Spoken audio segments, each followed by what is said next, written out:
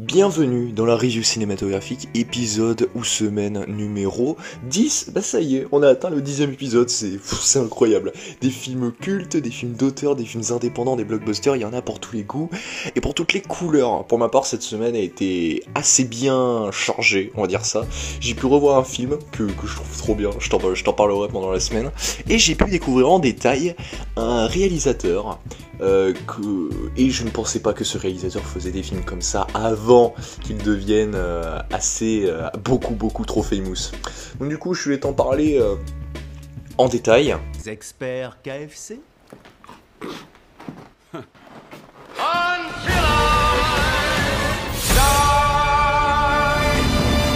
Et donc du coup j'ai commencé cette semaine avec À couteau tiré, réalisé par le même mec qui a fait Looper que tu as vu et dont on a parlé dans une précédente review cinématographique. Alors pour te remettre un petit peu dans le contexte, l'histoire c'est quoi? C'est l'histoire d'une famille un petit peu richissime, on va se dire comme ça. Et le soir d'un anniversaire, là, c'est l'anniversaire du doyen, et bien ce dernier meurt.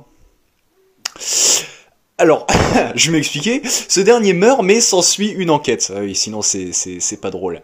Donc du coup, tous les membres de la famille vont être questionnés car chacun peut être coupable. Il y en a un parmi tout le monde qui peut être coupable, et justement l'enquête va être menée par le James Bond, Daniel Craig. Alors c'est assez fou ce film puisqu'il y a un casting 5 étoiles. Le casting 5 étoiles est composé, donc je le disais, avec Daniel Craig, t'as Chris Evans, Ana de Armas, Jamie Lee Curtis, Michael Shannon, t'as le Black, tu sais, dans Get Out, tu sais, qui commence à se vénère d'un coup. Pas le grand-père ou la grand-mère, un qui l'appelle cousin, on va dire ça comme ça. Bref, t'as plein de monde, t'as Toni Collette aussi, t'as plein de monde, et alors comment j'ai trouvé ce film? Parce que déjà, j'en avais déjà entendu parler, parce que ce film était nominé dans la catégorie des Oscars dans le meilleur scénario original, je crois, et dans la même catégorie il y avait Parasite. Bon, je crois que tu sais qui a gagné, mais dans l'ensemble, le film est assez bon. Il est pas excellent, hein, mais il est assez bon. La performance acting est pas mal. C'est pas un film hyper sérieux, d'enquête à la Sherlock Holmes, machin. Non, c'est un film avec un petit peu de second degré parfois, parce que faut savoir que Ana de Armas, en tout cas, le rôle que joue l'actrice Ana de Armas, eh bien, en fait, quand elle ment, eh ben, elle vomit. Et en fait, c'est un running gag qui sert à chaque fois pendant le film, quand on voit qu'elle vomit, on sait qu'elle ment. Bref, t'as plein de trucs comme ça. Le plot twist à la fin, il est pas mal. La fin est un petit peu borderline, je dois le cacher. Je vais pas le cacher. Mais le film reste dans l'ensemble bon. Il est pas excellent, comme je disais, mais il reste quand même bon. Voilà.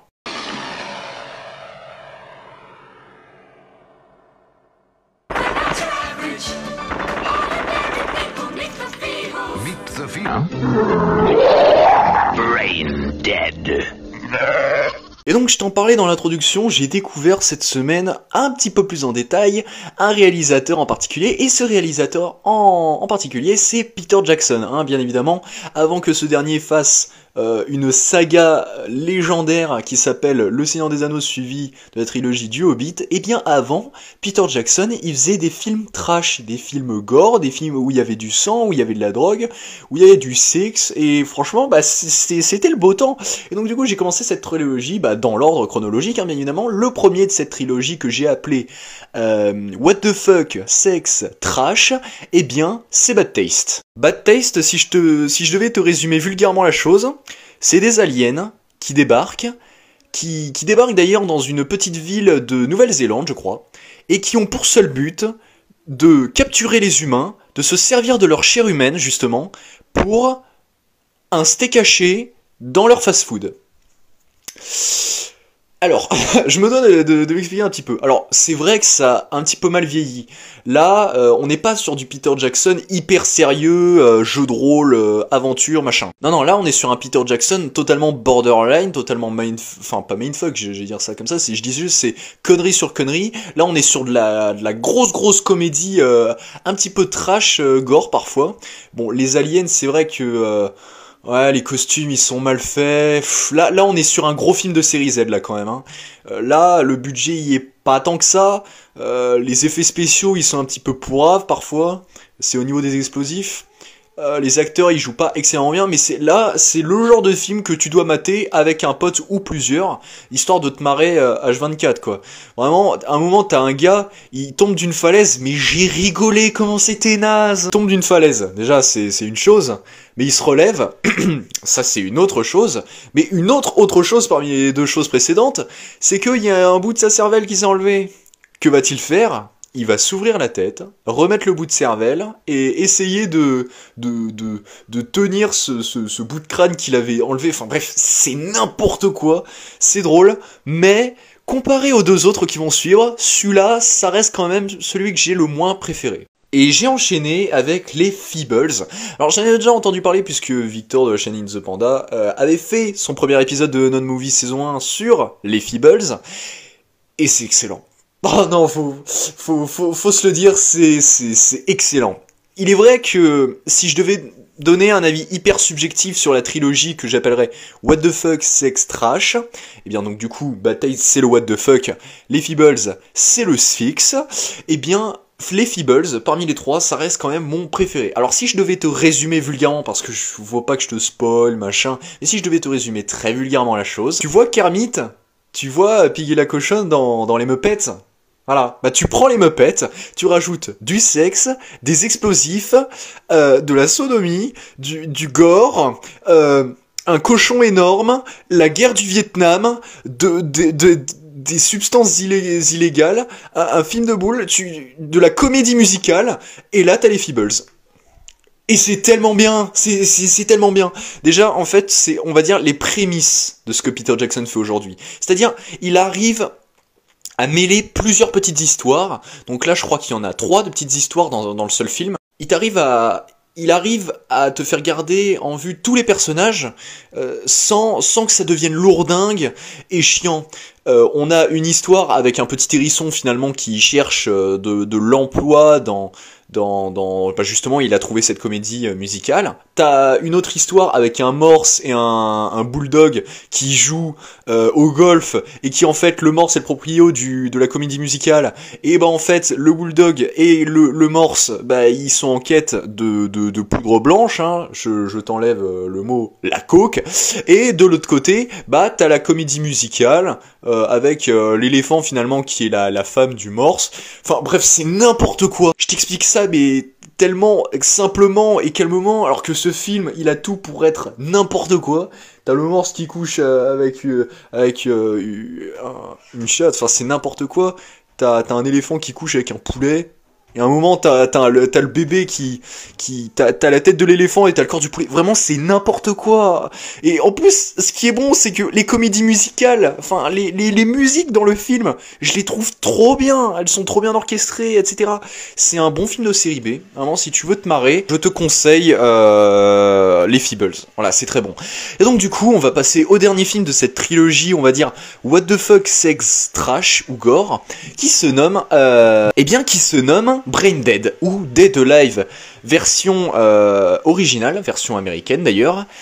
Et là, c'est l'apogée vraiment de tout ce qu'on a pu voir dans cette trilogie. Tu as du what the fuck, tu as du sexe, tu as du trash, tu as du gore. Vraiment, là, c'est le summum de la catégorie de tout ce que tu as pu voir jusqu'à présent. Là, on a atteint un stade, mon gars, c'est n'importe quoi. Là, on est même pas sur de la série Z ou de la série B, tu vois. C'est limite série B, tu vois. Mais il y a le budget, tu vois. Les acteurs jouent pas trop mal. Bon, à part le personnage féminin, c'est vraiment de la grosse merde.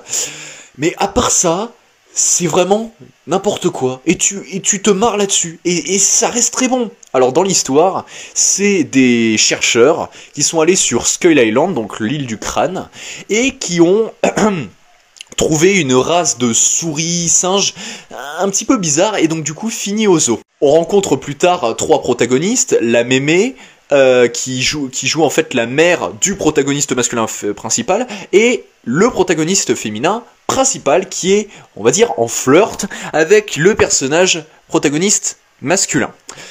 Plus tard, la mère du protagoniste masculin va se faire mordre sur ce singe souris qui est hyper mal animé, c'est vraiment dégueulasse. Et va s'enchaîner ensuite du trash, des zombies, enfin vraiment, et t'as une scène de tondeuse, mon gars, c'est hyper hallucinant pour les yeux, c'est beau, du sang qui vole de partout, c'est magnifique, des personnages beaufs, c'est l'apogée vraiment de tout ce que tu as pu voir jusqu'à présent. Ne prends pas du tout ce film au sérieux, ne prends pas du tout la première trilogie de Peter Jackson au sérieux. Tu la regardes, tu le sais que tu vas te marrer. Tu vas pas regarder un film d'auteur à la Truffaut-Godard, ok? Non, c'est un film où tu vas te marrer, ok? Et si je ne me cours pas, bah, il a été nominé ou a peut-être gagné le Festival d'Avoriaz en 93. Et jusqu'à présent, il a le titre du film ayant utilisé le plus de litres de faux sang dans le long métrage. Voilà, si je t'ai donné envie de regarder les 3 films, bah, je suis content, parce qu'ils sont vraiment trop bien.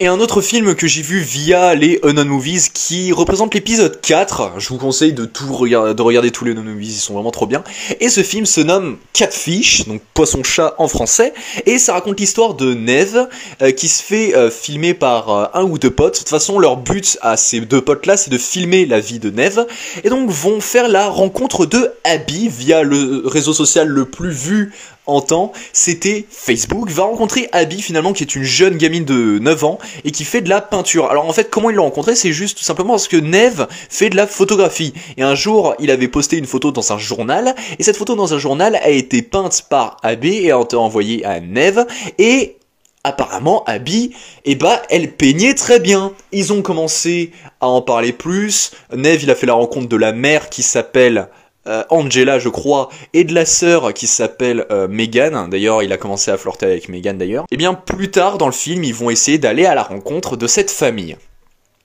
Je ne t'en dirai pas plus. Voilà. Il y a des thématiques sur est-ce qu'on peut faire confiance à tout le monde sur Facebook. Ils ont utilisé Facebook parce que le film date quand même de 2010, c'est un documentaire fan footage, il date de 2010. 2010, on utilisait tous Facebook. Excuse-moi, on utilisait tous Facebook, je me répète. Et alors, pour moi, le documentaire se découpe en deux. T'as une partie où finalement on découvre un petit peu Neve et toute la production qui découvre cette famille. J'ai trouvé d'ailleurs le personnage de Neve et de ses potes assez attachant. On s'y attache très vite, il joue bien, enfin je le trouve. Vraiment, t'as un fil conducteur qui permet de ne pas nous ennuyer. C'est très bien.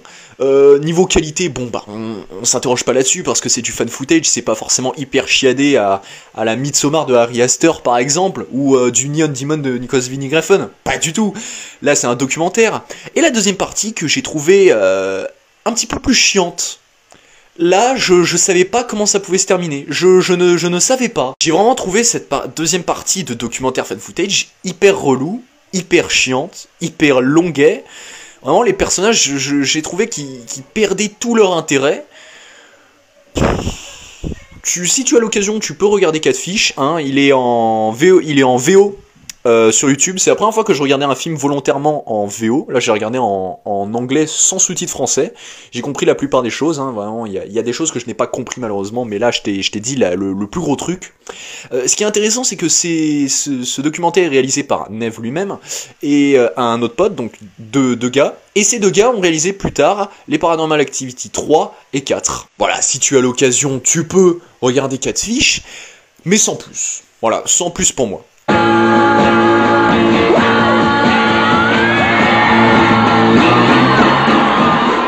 La folle journée de Ferris Bueller. Je vais d'abord te parler de La folle journée de Ferris Bueller, et c'est la deuxième fois que je le voyais parce que on devait le faire découvrir à mon petit frère qui ne l'avait pas vu. Si je devais te faire un résumé vite fait, c'est Ferris Bueller, un jeune lycéen qui est en dernière année de lycée, qui va passer à la fac après, et qui en fait c'est pas un élève sérieux, hein. Il trouve toujours des petites tentatives pour fuguer et passer une journée de rêve. Voilà, et c'est le beau gosse, il sort avec la plus belle fille du lycée. Son pote, il culpabilise un petit peu parce que oulala, vraiment, on doit pas utiliser la Ferrari de mon père parce que sinon il va me gronder, mais va finir par les suivre. T'as le proviseur du lycée qui veut à tout prix coincer Ferris Bueller, c'est à mourir de rire, c'est un cliché ambulant. Vraiment, ce film est un bijou rare. Tu sais, c'est ce genre de film qui est sorti dans les années 80 et qui, malgré les années, n'a pas pris une ride. C'est ce genre de retour vers le futur, tu vois. Ce retour vers le futur, mais différent. Ferris Bueller, c'est excellent, c'est une excellente comédie avec d'excellents acteurs, avec une excellente bande son. Vraiment, c'est fou.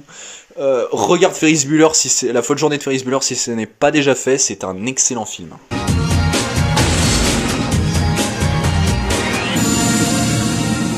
Nous ne saurons jamais comment les événements s'étaient enchaînés. Nous en discutons encore. Je crois que c'est ma première fois avec Sofia Coppola, c'est The Virgin Suicide. Si je devais te résumer le film très grossièrement, la première phrase, c'est « Elle fut la première ». Tout commence avec tout simplement la fille des Lisbon, la toute dernière, qui tente de se suicider, hein, alors qu'elle a 13 ans. 13 ans, putain.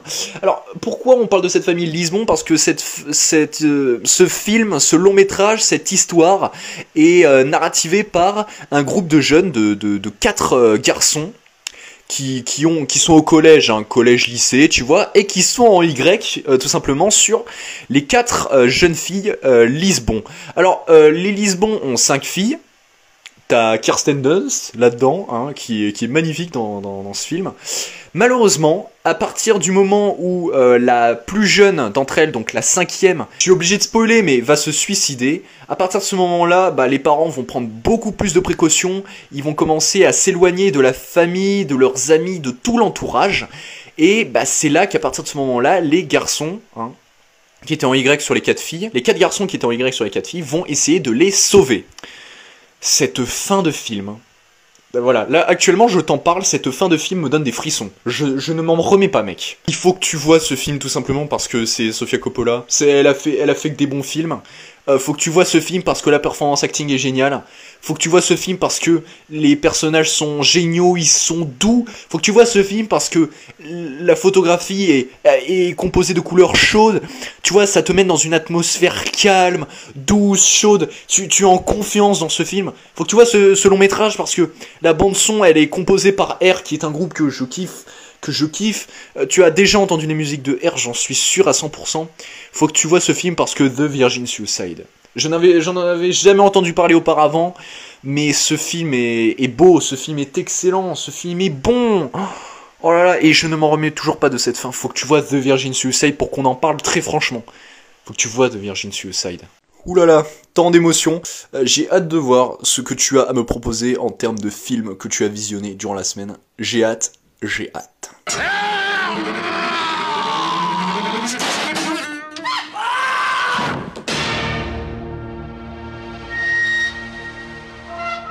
Du coup, on commence avec Délicatessen de Marc Caro et Jean-Pierre Jeunet. Alors, j'avais découvert la semaine dernière Alien 4 de Jean-Pierre Jeunet, et là, on tombe sur le tout premier film de Jean-Pierre Jeunet et Marc Caro, bien avant qu'il fasse La Cité des Enfants Perdus, Alien 4, etc. Et c'est un film que j'ai quand même pas mal apprécié, parce que esthétiquement, il y a une vraie proposition, c'est un mélange de plein d'influences totalement différentes, qu'elles soient cinématographiques ou non d'ailleurs, ça... C'est aussi bien inspiré du cinéma français des années 30, avec réalisme poétique, tout ça, et les romans naturalistes d'Émile Zola, donc c'est extrêmement hétéroclite comme type d'influence.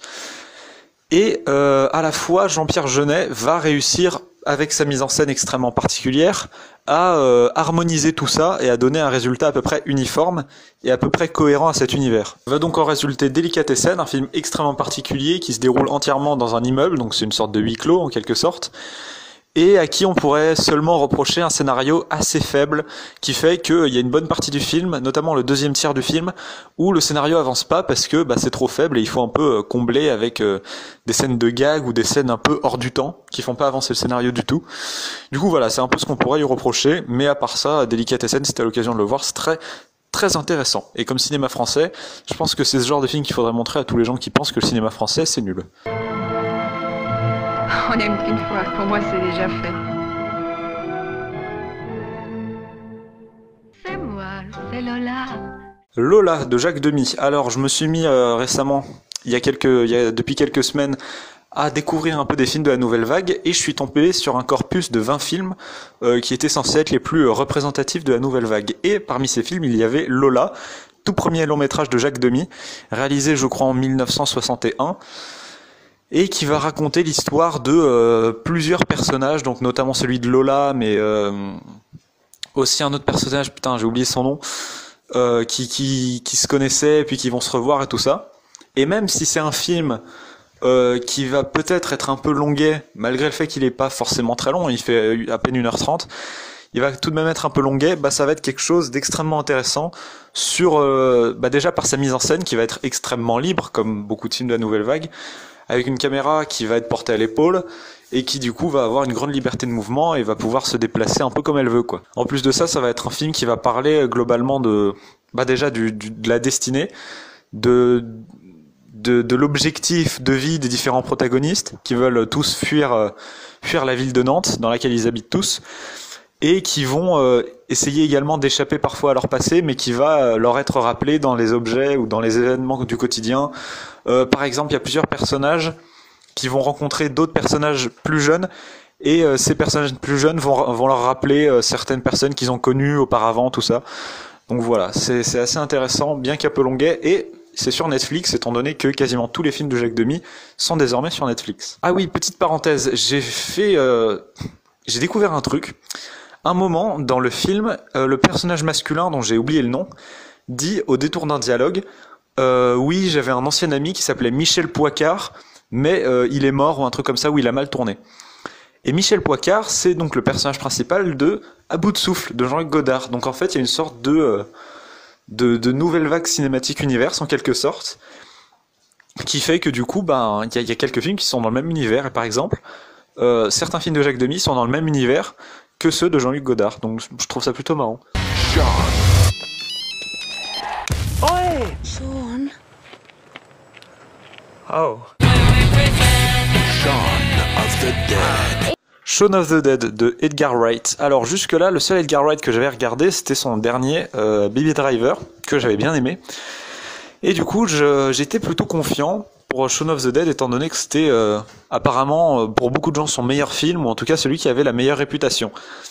Et je suis resté assez sceptique, parce que autant la première partie, j'étais vraiment enthousiaste. La première partie, c'est très bien filmé, l'humour marche extrêmement bien, parce que c'est un humour extrêmement percutant, extrêmement rapide, qui va beaucoup jouer sur le cadre, notamment une des premières blagues du film, où en gros on va filmer les pieds de Shaun qui déambule comme un zombie, alors qu'en fait c'est pas du tout un zombie, et c'est comme pour montrer qu'à la base certains humains étaient déjà zombies même avant l'apocalypse.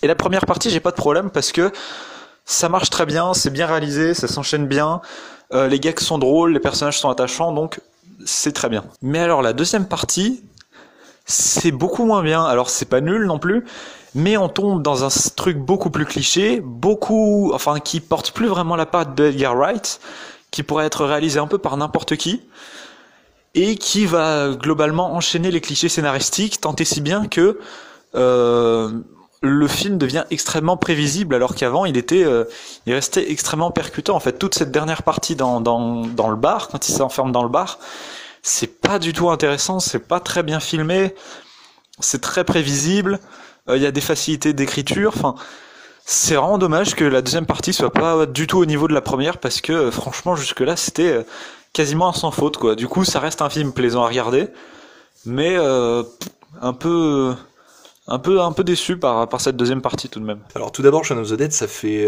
longtemps que je n'ai pas vu. Le point commun entre ces deux films que j'ai pu voir, c'est que ça fait longtemps que je les ai pas vus. J'en avais gardé un bon souvenir. Shaun of the Dead, c'est un bon gros délire. De toute façon, Edgar Wright, dans sa trilogie Cornetto avec Simon Pegg et son pote, je sais plus le nom de l'acteur, il fait toujours une comédie remasterisée sur un grand thème dans le cinéma. C'est-à-dire que Shaun of the Dead, c'est une comédie sur le zombie et l'horreur.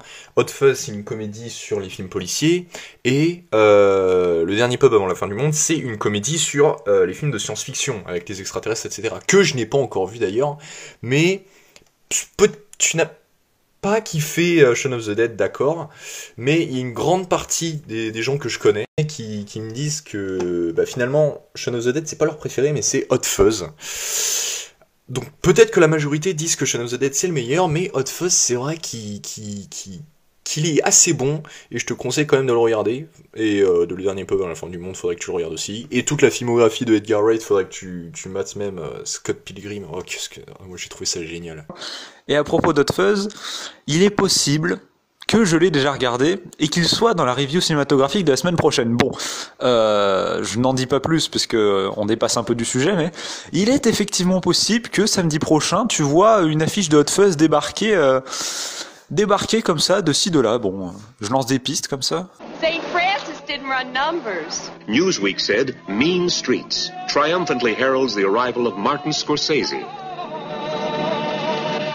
Mean Streets de Martin Scorsese. Alors là aussi, j'ai été assez déçu, encore plus qu'avec Shaun of the Dead, parce que c'est un film qui, bien qu'il soit intéressant, parce qu'il pose tout de même les bases du film de gangster selon Martin Scorsese, avec Harvey Keitel et Robert De Niro, et bien qu'il pose les bases, ça reste un film extrêmement poussif, vraiment bancal, dans lequel on sent que Martin Scorsese cherche vraiment une marque de fabrique, cherche vraiment à imposer son style, et essaye de le faire dans cette espèce de film qui est en quelque sorte la genèse de son œuvre, de sa filmographie avec des films de gangsters. Et oui, il y a un résultat extrêmement bancal en fait. C'est pas toujours très bien filmé ni très bien éclairé. Les personnages surjouent à mort, notamment le personnage de Robert De Niro. Oh là là, mais qu'est-ce qu'il surjoue, c'est infernal quoi. Du coup, on ne croit pas du tout en son personnage. Le scénario va un peu de nulle part. La fin est pas spécialement satisfaisante. Ouais, c'est ça, c'est poussif, bancal, bien qu'assez prometteur pour la suite, et je suis à peu près sûr que les films de gangsters qu'il a réalisés après, comme Les Affranchis, Casino, Taxi Driver, les trucs comme ça, seront plus réussis que celui-là. Je lui fais confiance là-dessus. C'est son mari. Salut. Les Bronzés font du ski, que des premiers rôles. Sortie nationale, novembre 79. Et enfin, Les Bronzés font du ski, qui passait, je sais plus quand, vendredi soir à la télé. Non, jeudi soir. Et jusque-là, j'avais juste vu le premier Les Bronzés. Du coup, j'avais encore jamais vu celui-là. Et il faut savoir que le premier Les Bronzés, j'avais plutôt aimé, malgré le fait que, en termes de réalisation, c'était pas toujours ça. Et c'était plus un enchaînement de gags qu'autre chose. Et là, Les Bronzés font du ski, ça va être un peu pareil, du moins dans la première partie, là où dans la deuxième, il va y avoir une trame scénaristique plus construite, parce qu'ils sont perdus dans les montagnes. Et Les Bronzés font du ski, même si ça reste un film juste correct, pas génialissime, mais correct, je l'ai quand même préféré au premier. Parce que je trouve que les gags fonctionnent vachement mieux, je trouve que les personnages sont peut-être un peu plus intéressant, mais malgré tout, on retrouve la même réalisation que dans Les Bronzés, et c'est un truc qui me dérange un peu la plupart du temps, et là en l'occurrence ça me dérange un peu, c'est la mise en scène qui va juste s'effacer afin de mettre en valeur le plus possible les acteurs. C'est-à-dire qu'il n'y a plus de réalisateur, le film est globalement dicté par les acteurs, par les personnages, et je trouve ça un peu dommage, parce que il est possible de faire des bonnes comédies en ayant tout de même une patte visuelle et une patte de réalisation, comme peut le faire Edgar Wright dans la première partie de Shaun of the Dead. Donc je trouve ça un peu dommage. Malgré tout, c'est un film absolument hilarant. Je crois que tu l'as vu, j'ai vu sur Sens Critique que tu avais noté. Donc punaise, le passage où ils boivent l'alcool fort là, à la toute fin avec la grenouille dedans, je pleurais de rire sur mon canapé quoi. Donc c'est très drôle, c'est pas ça le problème. Mais en termes de réalisation, on aurait aimé que ça soit peut-être un peu plus audacieux, et que ça ne se contente pas de juste capter ce que font les acteurs à l'écran quoi, ce qui est un peu dommage. Et en effet, j'ai vu Les Bronzés font du ski, et comme avec Shaun of the Dead, je me répète trop, ça fait longtemps que j'avais pas vu. Et il faudra peut-être que je le revoie, parce que j'en avais gardé tout de même un très bon souvenir. Alors, je suis d'accord avec toi, il est très drôle, là n'est pas le problème, en effet. C'est que, oui, je suis d'accord avec toi aussi, à partir de la deuxième partie, il y a une trame scénaristique où ils sont perdus, ça c'est vrai. Mais en fait, je peux pas trop dire mon avis là-dessus, puisque ça fait longtemps que j'ai pas vu, comme avec Shaun of the Dead. C'est des films qu'il faudrait que je revoie, parce que je n'ai pas énormément de souvenirs. Je crois que Shaun of the Dead, je l'avais vu genre il y a 3 ans, et Les Bronzés font du ski 2 ans, et encore, j'en ai pas gardé un gros souvenir, hormis le fait qu'il est drôle. Mais un gag qui m'a fait rire, c'est quand t'as un des gars qui descend la piste, et l'autre il l'a chronométré trop trop tard. Je crois que c'est un truc comme ça. Oh, ça m'a fait rire ça. Oh lolo, il se prend pour Dieu après. Oui, je vois bien du gag duquel tu parles. Et c'est ainsi que se termine l'épisode 10 de la review cinématographique de la semaine. Merci de l'avoir suivi, merci de l'avoir regardé, écouté jusqu'au bout, cela fait énormément plaisir. Comme vous le savez, les reviews cinématographiques se déroulent sur Instagram, donc je vous donne dès à présent nos Instagram. Pour ma part, c'est polo-raxor, POLO-rax0R. Et pour mon ami Louis, je le remercie encore et je le remercierai toujours de participer à ces reviews cinématographiques. Pour lui, son Instagram, c'est Louis-Perquin, LOUIS-PERQUIN. Et puis sur ce, on se retrouve mardi pour une prochaine vidéo, peut-être une review cinématographique. Et sur ce, moi je vous dis bye tout le monde.